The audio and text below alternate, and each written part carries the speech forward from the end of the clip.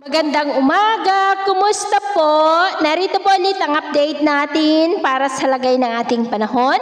Ngayong umaga po ng June 2, 2025. Sa ngayon po ay patuloy pa rin na lumalakas ang hanging habagat na patuloy po na nakakaapekto sa malaking bahagi ng Luzon, lalo na po sa may western section, habang mayroon pong intertropical convergence zone na nag-i-extend po ngayon dyan sa may Mindanao. Sa susunod po ng mga oras ay posibleng lalo pa na lalakas ang hanging habagat na siya pong magdudulot ng mas maulan na panahon sa malaking bahagi ng ating bansa, lalo na dito sa Luzon, dahil po posibleng may mabuong sama ng panahon na siya pong maghahatak dito, kaya ang development ng mga namamataan dito ang ating babantayan kung matutuloy po o hindi, at ito ang pinapakita ng forecast model natin pong ginagamit hanggang po sa susunod na 2 linggo.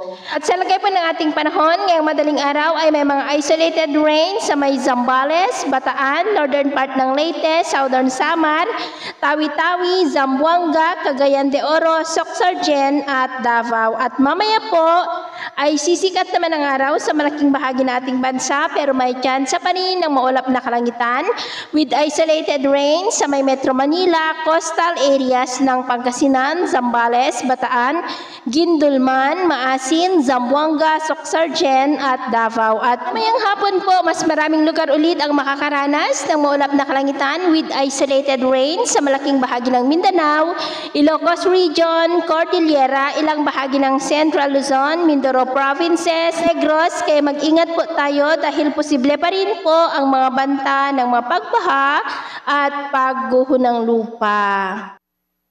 At sa atin naman pong mga baybayin, dahil po sa pag-iral ng hanging habagat ay tumataas na po ang mga alon sa mga baybayin ng Batanes, Calayan Islands, Dalupiri Island, Ilocos Norte Seaboard, Ilocos Sur, Bacnotan, La Union, Bolinao, Dasol sa may Pangasinan at seaboard ng Zambales. Na ang mga alon dyan ay posible po na aabot hanggang sa 1.8 to 2.9 meters height.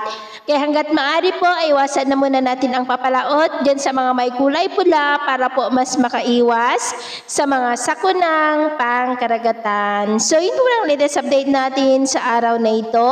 At ako po muli si James na nagsasabing sa kahit anong pagsubok po na darating sa ating buhay, huwag na huwag po tayong mawawalan ng pag-asa. Thank you and God bless!